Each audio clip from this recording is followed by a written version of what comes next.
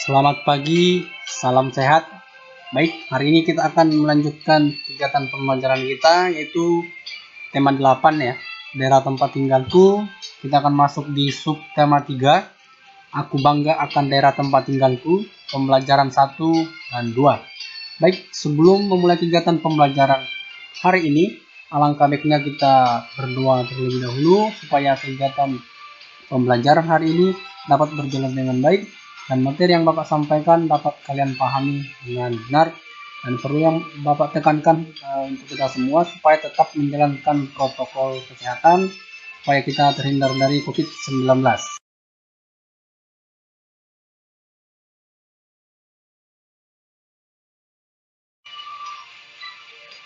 Baik, hari ini Bapak akan bacakan terlebih dahulu kegiatan pembelajaran atau tujuan yang harus kita pelajari hari ini. Yang pertama, siswa mampu mengetahui pengaruh gaya terhadap gerak benda dengan benar ya. Kemudian yang kedua, siswa mengenal gambar dan bentuk 3 dimensi dengan benar. Kemudian yang terakhir, siswa mengetahui cerita fiksi dengan benar. Baik, selanjutnya kita akan masuk di materi yang pertama.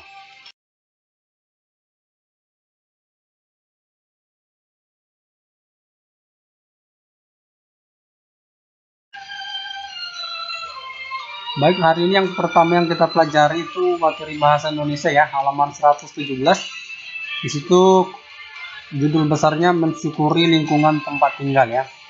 Nah, sebelumnya kita sudah mempelajari bagaimana keragaman-keragaman yang ada di Indonesia ya. Ada itu keragaman budaya, agama, ras ya. Kemudian ada adat istiadat dan lain sebagainya ya. Hari ini kita akan lanjut materi hari ini, yaitu tentang lingkungan ya, dimana lingkungan tempat tinggal memiliki keunikan yang pantas untuk dibanggakan ya. Artinya bahwa kita mempunyai lingkungan yang unik ya. Di setiap daerah pasti memiliki keunikan tersendiri ya. Setiap daerah di Indonesia pasti memiliki suatu yang patut dibanggakan. Baik, selanjutnya kita akan masuk di materi yang kedua, itu ya, cerita fiksi ya. Sebelumnya kita sudah mempelajari cerita non fiksi. Hari ini kita akan belajar cerita fiksi, yang artinya ya, cerita yang dimana ada rekaan.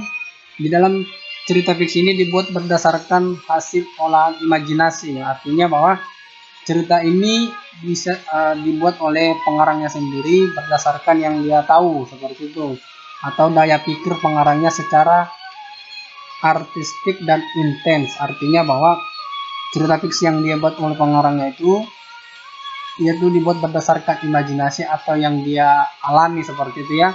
Bisa jadi ini cerita fiksi ini bisa dikatakan tidak nyata, seperti itu ya. Kemudian dalam cerita fiksi diwarnai yang namanya adalah kultur pengalaman batin ya.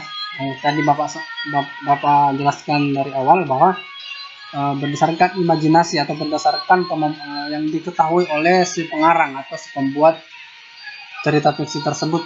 Kemudian filosofi, religiusitas, kemudian dan latar belakang pengarang lainnya, seperti itu.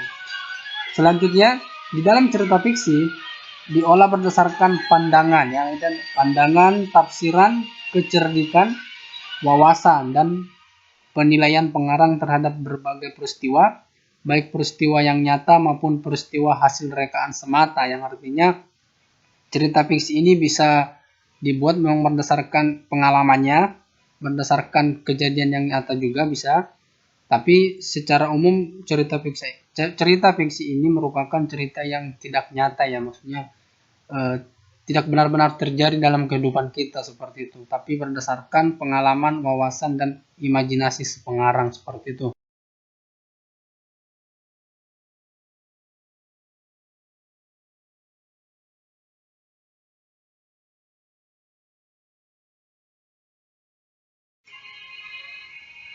Nah, selanjutnya yang perlu kita pahami dalam materi ini yaitu kita harus mengetahui ya jenis-jenis cerita fiksi ya.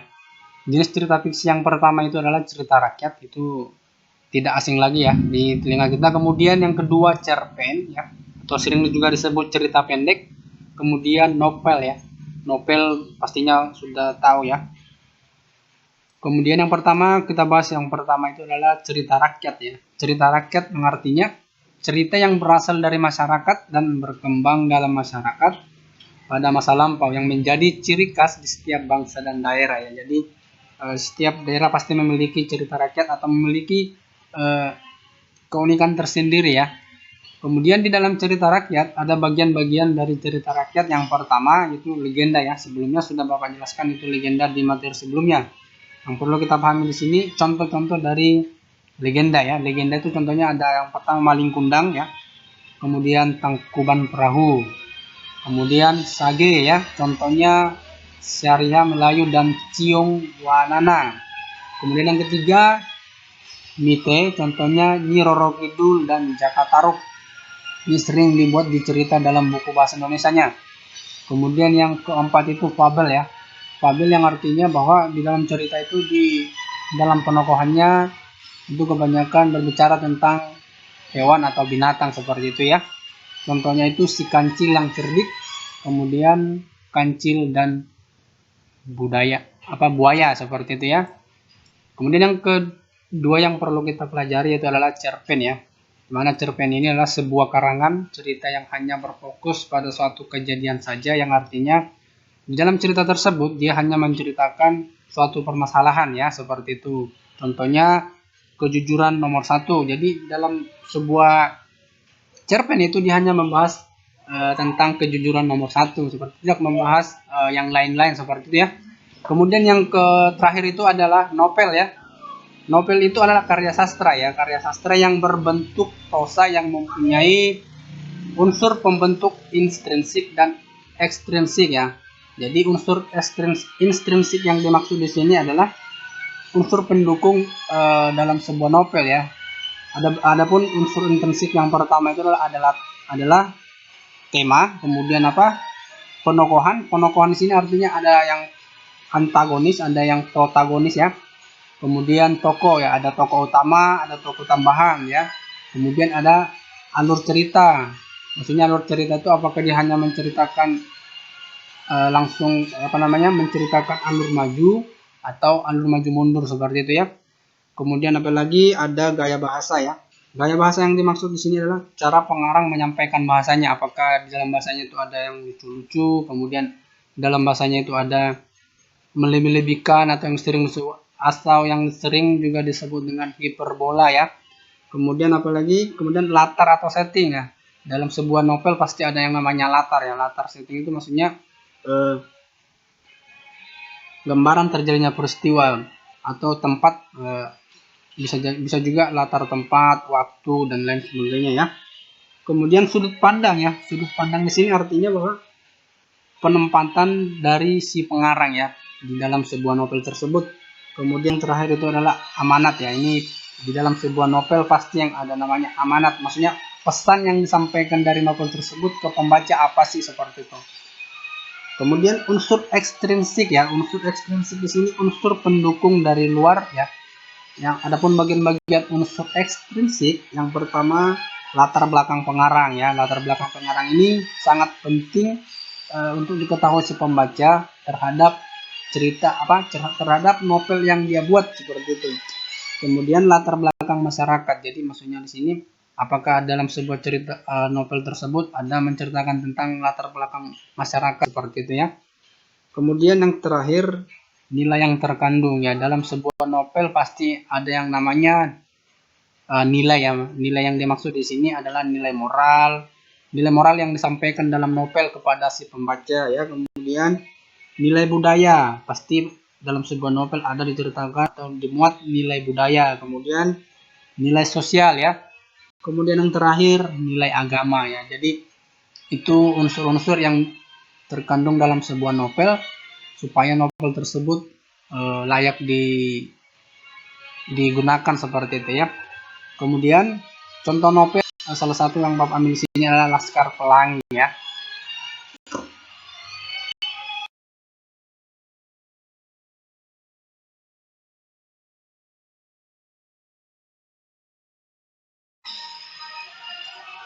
Baik, selanjutnya kita akan masuk di materi SBDP ya, halaman 123. Di situ mensyukuri keragaman kerajinan tradisional ya. Berarti ini keragaman kerajinan tradisional, kalau tadi keragaman daerah ya, atau keunikan yang ada di daerah. Nah, di sini yang pertama mengenal gambar dan bentuk 3 dimensi ya. Jadi kita di sini diminta untuk mengamati ya, mengamati atau mengetahui, mengenal gambar dan bentuk 3 dimensi. Nah, ini biasanya sudah sering kita lihat di kehidupan kita, namun kita tidak tahu apakah ini termasuk gambar 3 dimensi, 2 dimensi, dan lain sebagainya ya. Jadi yang perlu kita pahami di sini, apa sih benda 3 dimensi ya? Jadi benda 3 dimensi itu benda-benda yang memiliki ruang ya. Benda-benda yang memiliki ruang, di mana benda-benda 3 dimensi tersebut dapat digambar menjadi sebuah gambar 2 dimensi ya. Jadi kemudian kita harus tahu juga apa sih itu gambar ya. Jadi gambar itu adalah karya seni rupa 2 dimensi. Karya seni rupa 2 dimensi merupakan karya seni rupa yang memiliki ukuran panjang dan lebar ya. Kemudian terakhir, apa itu objek gambar ya? Objek gambar di sini artinya benda-benda 3 dimensi. Nah, ini yang perlu kita pahami. Benda 3 dimensi adalah karya seni rupa yang memiliki panjang, lebar, dan tinggi serta memiliki volume ya. Jadi kita diminta untuk memahami atau mengetahui atau mengamati benda-benda 3 dimensi yang ada di lingkungan sekitar maupun di lingkungan masyarakat seperti itu.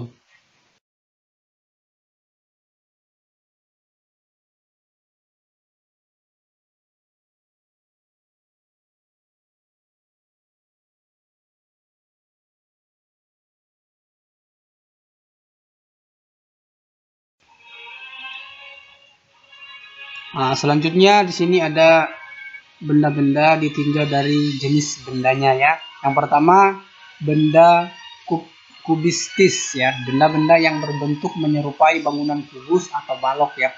Contohnya kotak pensil, lemari, dan kulkas dan lain sebagainya. Masih banyak ya, meja belajar ya. Yang intinya benda-benda yang menyerupai bangunan atau balok seperti itu ya. Kemudian yang kedua, benda silindris ya. Benda silindris ini yang artinya benda yang berbentuk menyerupai silinder atau elips ya. Itu banyak kita temui dalam kehidupan kita sehari-hari ya. Salah satunya botol minuman ya. Kemudian apalagi guci ya. Dan lain sebagainya. Masih banyak sebenarnya yang berbentuk silinder. Kayak tabung lah. Tabung apalagi tong ya. Kemudian apa? Yang terakhir benda bebas ya. Benda bebas yang artinya berarti benda-benda yang bentuknya tidak beraturan ya, contohnya buah-buahan, pepohonan, batu-batuan, dan benda alam lainnya ya. Jadi itu pembagian benda berdasarkan jenis bendanya ya. Jadi dengan kita mempelajari ini kita sudah tahu, ini ternyata benda silinder, ini ternyata benda kubistis, ini ternyata benda bebas ya. Jadi kita bisa membedakannya seperti itu. Jadi itu yang perlu kita harus pahami di materi SBDP ini ya.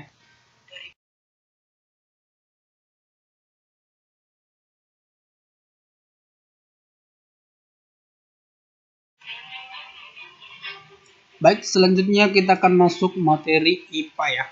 IPA halaman 128 ya. Kita masih di materi yang sama ya. Mengamati pengaruh gaya terhadap gerak benda ya. Jadi yang perlu kita pahami di sini, kita harus mengerti dulu apa itu gaya dan apa itu gerak ya. Jadi Bapak sampaikan lagi, Bapak ingatkan kembali bahwa gaya adalah sebagai tarikan atau dorongan yang dapat mempengaruhi keadaan suatu benda, yang artinya dengan adanya gaya atau dengan adanya gaya yang kita lakukan maka adanya gerak atau perpindahan suatu benda ya. Nah, itu ada contohnya. Yang pertama itu mobil yang awalnya diam, ketika ada dorongan maka mobil tersebut akan jalan ya. Jadi itu pengaruh atau hubungan antara gaya dan gerakan. Dengan adanya gaya maka adanya sebuah perpindahan atau gerakan yang terjadi pada suatu benda yang dilakukan gaya ya. Kemudian seorang siswa atau seseorang yang mendorong meja yang awalnya diam, ketika diberikan gaya maka meja tersebut berpindah dari satu tempat ke tempat yang lain seperti itu ya. Kemudian dua orang anak yang sedang mendorong gerobak ya. Yang awalnya gerobak tersebut diam, ketika diberikan gaya maka gerobak tersebut bisa berjalan atau berpindah dari satu tempat ke tempat yang lain ya. Kemudian yang terakhir itu ada bola ya, bola yang ditendang dengan kaki. Dengan adanya tendangan yang dengan adanya gaya tersebut, maka bola akan bisa berpindah atau berpindah jauh ya, dari posisi awal ke posisi yang tempat bola tersebut ditendang seperti itu ya. Jadi yang artinya bahwa gaya berpengaruh terhadap kecepatan gerak suatu benda ya. Semakin besar gaya yang dilakukan, maka semakin besar juga gerak atau perpindahan suatu benda ya. Jadi itu sedikit tambahan untuk materi IPA-nya. Jadi jangan sampai lupa bahwa adanya hubungan antara gaya dan gerak suatu benda seperti itu ya.